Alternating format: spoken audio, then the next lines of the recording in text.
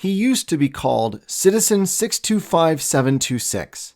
He used to call himself Unbroken. When he left his dystopian city behind, he thought he had found paradise. What he found was uglier and darker than anything he could have imagined. This is his story. This is Inferior. Now available at Amazon, Smashwords, and at studiobrainstorm.net. Links in the description.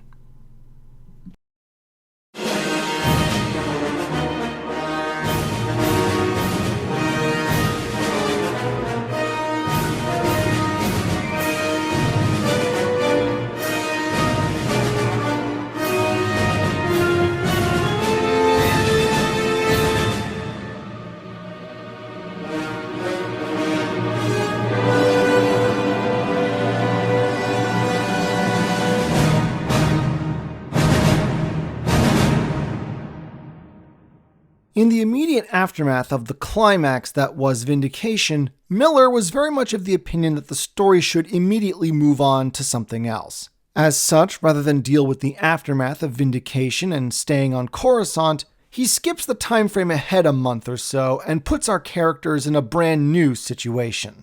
This does represent a significant shift in the focus of KOTOR the comic. Zane Carrick, for the most part, remains the central character, but most of his stuff has now been resolved. As such, the character exploration and focus of the story is going to shift from our leading man to our leading lady. But very slowly, as the two-part Prophet Motive and the single-issue Faithful Execution mostly serve as an intermediary between Vindication and the next major arc, Dueling Ambitions. They do provide a few hints of what is to come, but mostly serve as a relatively relaxed come-down after all the high drama of Vindication. For Prophet Motive, the interiors were done once again by Bong Dazo, while Dan Scott continues to do the cover art. Our new story begins on the airless moon of Metelos 3, with our favorite mastermind Griff running a new scam, this time under the pseudonym of Griffamarn, Professor of Law. Originally a scientific outpost, Metelos 3 was originally set up with powerful telescopes in order to give new glimpses of unexplored parts of the Outer Rim. After the Sith War, a criminal organization known as the Raft Syndicate moved in and saw an opportunity. After the Sith War had concluded, there was a renewal of interest in exploring and settling new worlds, especially for economic gain. But as you might imagine, galactic exploration is risky and possibly ruinously expensive if they don't find anything valuable. Investors tend to be the cautious type and would like to have at least some idea of what they're investing in. And so the Raft Syndicate set up the Metelos Exchange, essentially a planetary futures market. Using all the scientific equipment on Metelos 3, the Syndicate would provide data on newly discovered worlds for would-be investors. The investors would then try to outbid one another on everything from hyperspace transit access to the rights to mine minerals to the right to supply water to colonies on worlds that no one's even seen yet. Seen outside of a telescope lens, that is. Naturally, the Raft Syndicate would embellish the initial survey data so that the bids would go even higher, thus increasing any cut they chose to take from the winning bid. Miller was inspired to create the Metelos Exchange thanks to his real-world experience with finances and marketing. Quote, "It struck me that in the go-go economy of the Old Republic period that we'd set up, there would be even crazier financial markets where everything would have a price and everything would be a product." Apparently, Miller had had this idea as far back as 2006, and in later years would consider it rather ironic that the first issue of Prophet Motive was released in December of 2008, right in the midst of the housing crisis. So, what is the scheme for our good mastermind this time? Jarail and Roland Dyer, in disguise, the latter claiming to be a native of a world called Italbos on the far side of Mandalorian space, and the former as the captain who found that world. Italbos had previously been bought and claimed by various people, none of them knowing that there were already inhabitants on that world who aren't too keen on the idea of being someone else's property. Naturally, the good Professor Griffamarn is outraged and offers immediately to be the legal defense of the poor exploited Italbosi people in their claim against the Metelos Exchange. The good professor addresses the crowd with a proposition that the previous rights and claims to the various aspects of Italbos be declared null and void, and a second auction be held, with a generous percentage of the winning bids going to the Italbosi people. With the captain acting as interpreter for the native, the investors are informed that this is an agreeable deal, and what's more, it will be a very rich deal for them too, because it turns out the mineral wealth of Italbos is even greater than the initial estimates provided by the Metellus Exchange. Naturally, this gets the investors salivating. Italbos had already been a very rich prize during that initial bid. Now its value and the potential profits to be gained have gone up exponentially. The only unhappy people here are the Raft Syndicate. Now that the investors and traders have agreed that the previous auction on Italbos was null and void, the syndicate has no choice but to refund the money from the winning claims so that the investors can bid again on the second auction. All according to Griff's plan. Now, they only have to sit back and wait. Once the second auction concludes, they'll demand the Italbosi people's share in hard currency and then make out like bandits before anyone realizes that they've been had. Meanwhile, Sipiter, the unfortunate floor manager of the exchange, has to report this necessary refund to his boss, Nunc Plarvin, and the conversation basically goes something like this. You worthless, tiny-eared fool. Don't you know the first rule of acquisition? Yes, brother. Then say it. Once you have their money, you never give it back. Exactly. And that's not the end of it. You see, Sipiter and the other humanoids with the black eyes are Chevs, and the ugly thing that looks like a platybelodon that learned to walk upright is a Chevin. Both species are native to Vinsoth, an outer rim world that's mostly prairie and grassland with the occasional desert and polar region thrown in. Long, long ago, before they were ever introduced to high technology, the Chevins conquered and subjugated the Chevs, reducing them to a state of slavery. A system that the Chevin would maintain even after off-worlders introduced them to the kind of technology that would render slavery obsolete. In fact, they kept it well into the Imperial and New Republic eras and beyond. Why? Because 1, tradition, and because 2, they just liked it that way. The Chevin are a particularly brutal and unpleasant species as a general rule. From this, you may infer that Sipiter and the other Chevs who work at the Metellus Exchange are slaves, and Nunc Plarvin is their owner. And as it turns out, he's not a very capable owner. All he does is make sure that a percentage of the cut that the Metellus Exchange takes from all the bids goes to the leaders of the Raft Syndicate. Sipiter and the Chevs are the ones that keep the Metellus Exchange running smoothly, and in fact, the exchange was Sipiter's idea originally. Plarvin is only in charge by dint of the fact that Sipiter is his slave. But he's not completely useless, as it doesn't take him long to figure out that Professor Griffamarn can only be con artist Marn Hierogriff, and that the Metellus Exchange is being scammed by him. He is still pretty stupid, though. When he gives orders to his Chev security team to arrest Griff and his partners, he actually gives the old "what do I pay you people for?" and has to be reminded by his own slave that he doesn't pay them, because they're his slaves. And so, Griff and Jarael don't have much time to relax before Roland's Mandy sense starts tingling, and Plarvin's security force breaks in to capture them. After some hard fighting, they do manage to capture Jarael and Roland, but Griff is saved at the last minute by his business partner, Zane Carrick, finally returned from his month-long vacation. Jarael and Roland are promptly dragged off by Plarkin to what he calls, euphemistically, the negotiation room. Originally, it was an old solar observatory.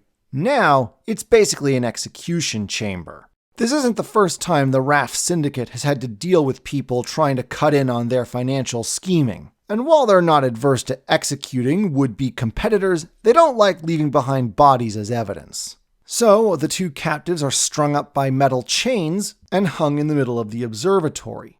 The filter for the observatory roof has been altered so that when Metellus' sun rises, anyone still inside will get to experience the full heat and radiation of the sun. Jarael will likely be boiled away very quickly. Roland will have the unenviable choices of either roasting inside his own armor or said armor melting into his flesh before he finally dies. We get another reminder of Nunc Plarkin's incompetence when he literally goes through a activate the thing moment, and then he leaves to try and resolve the Italbos situation and the captives to their fate. Sipiter expresses some remorse for Jerael and Roland's fate, but like all Chevs, millennia of generational servitude has made it inconceivable for him or any of the others to go against their master. With the pair of prisoners being too heavy to move the chain and thus try and put stress on it, and Roland's jetpack empty of fuel, it looks like the situation is more than hopeless. But as the light of the sun begins to heat up the chamber, Roland makes the incredible suggestion that Jerael use the Force. Which is of course just patently ridiculous. Jerael's not Force sensitive. Or is she? Mystery for another time. Meanwhile, shortly after rescuing Griff, Zane and the Snivian retreat to Griff's new ship, the Hot Prospect, to formulate a rescue plan. If Luke Skywalker thought the Millennium Falcon was a piece of junk, then the Hot Prospect would give him conniptions. Originally a gem miner, apparently, the Hot Prospect looks like a bunch of sensory equipment, construction equipment, and storage containers just slapped together without any rhyme or reason.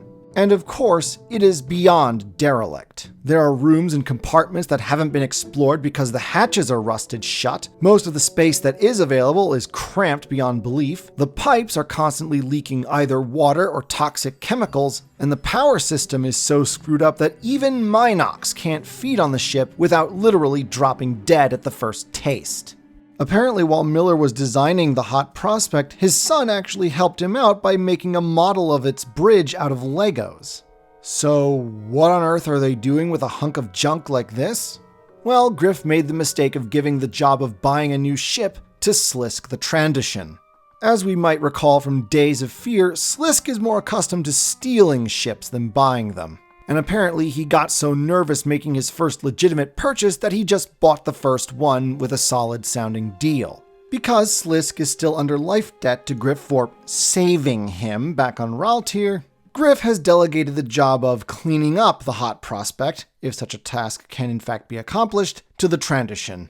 It turns out that Slisk has some past experience with the RAF Syndicate, and opines that the only two things that could possibly intimidate an operator like Plarvin are an army or the Syndicate itself.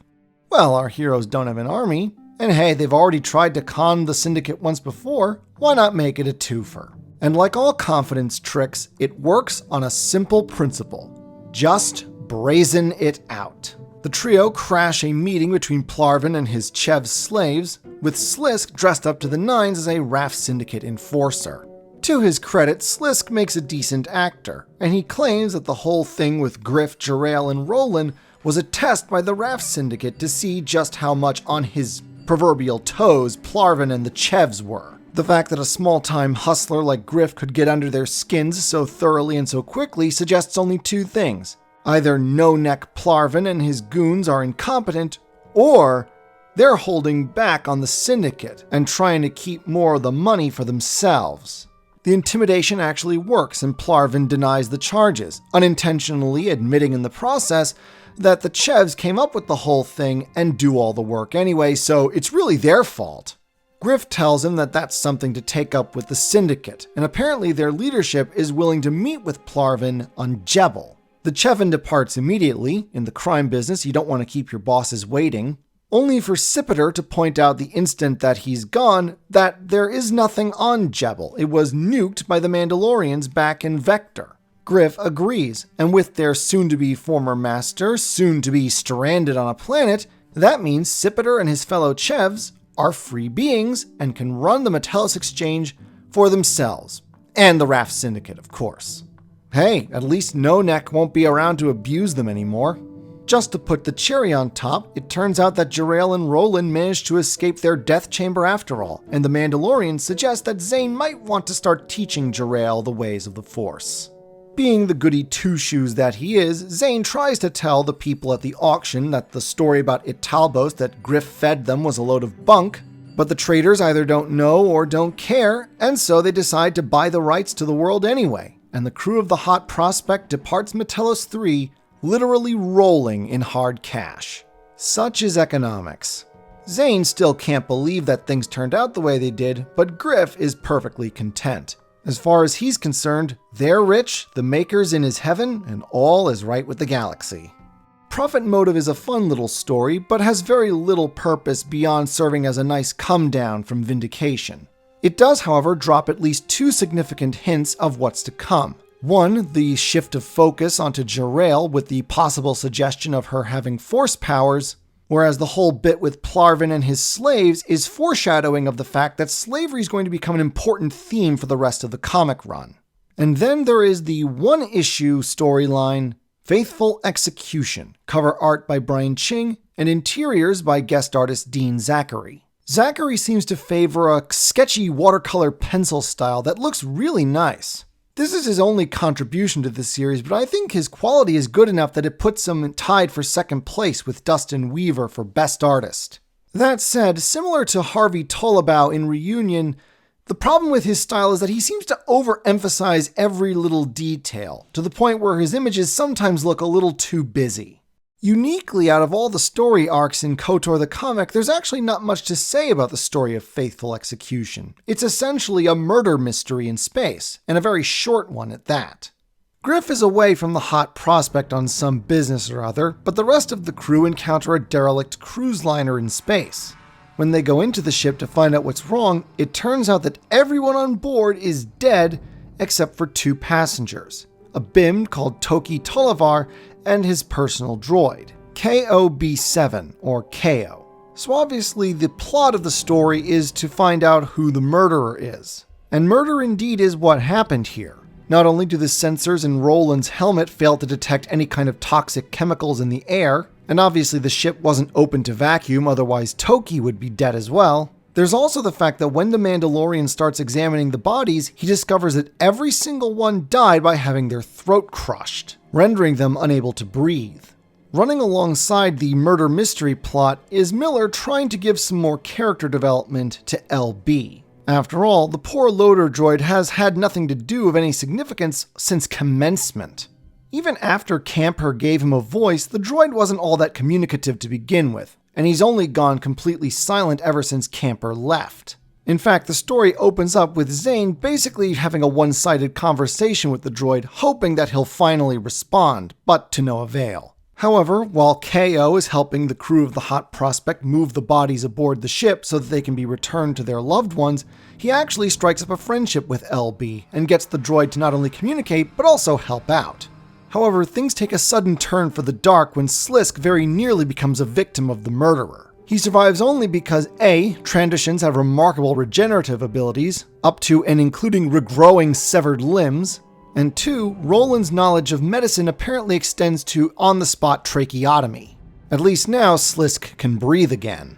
Now, I don't know about you, but the murder mystery didn't really fool me for a second, and I say this as someone who's never really been into murder mystery, so I'm no expert at this. This is partly due, at least I think, to Dean Zachary's art style. While excellent, he does seem to overemphasize Toki's predator-looking eyes and his sharp teeth. It just makes him come off as a little too menacing looking, especially considering that he belongs to a species that's supposed to look harmless and cute.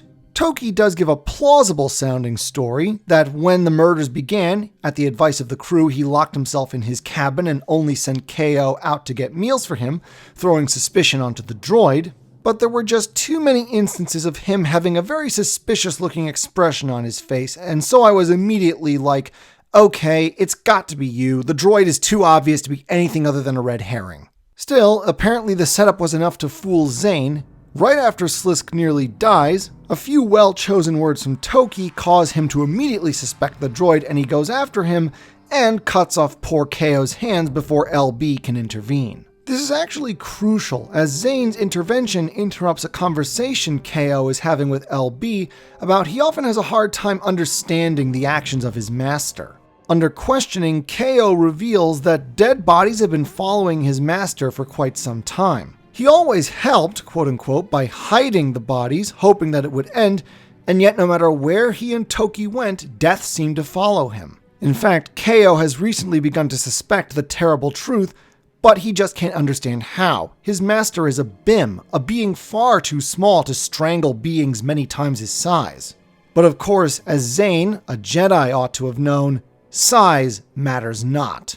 To Faithful Execution's credit, as short as it is able to make you sympathize with KO very, very quickly. And it does provide some insight into the worlds and worldviews of droids in the Star Wars universe. In a way, it makes you realize that characters like R2, 3PO, and especially I-5YQ from Shadowhunter are very much the outliers in terms of droid intelligence. KO and LB are in a way far more representative of the majority of synthetic life forms in the Star Wars universe. They're designed for specific tasks and given only enough intelligence to perform those tasks. And as such, it makes sense that they might have a hard time understanding anything that falls outside the limits of their primary programming. Anyway, Toki is indeed a Sith, or at least a Sith acolyte who somehow survived the Sith War and has been in hiding ever since. Of course, the war is over, so him strangling people with the Force serves no greater purpose, but like all too many Darksiders, he does it simply because he enjoys the death and pain that he inflicts. He's about to do to Jarail what he tried to do to Slisk, but poor KO, even without his hands, intervenes and restrains the BIM in order to save his master from himself. Naturally, Toki just fries the poor droid with Force lightning before Roland shoots him dead. Poor LB, who has just gained a friend only to lose him immediately, goes back to being silent, and the story ends how it began, with Zane trying and failing to get the loader droid to open up. A somewhat disheartened Zane muses on many recent developments. Jarail's new weird Force potential, Roland's strange obsession with protecting her, and the fact that while he was on vacation, he was doing certain things with his share of the profits that he knows Griff would never approve of. Still, there is a hopeful note right at the very end. Zane apologizes to LB for not listening to him earlier about KO, and promises to do so in the future, even if the droid admits he doesn't say much. All well and good, but the intermission has gone on long enough. It's time to get the story of KOTOR the comic up and moving again. And it begins with a little ditty called Dueling Ambitions. Until then.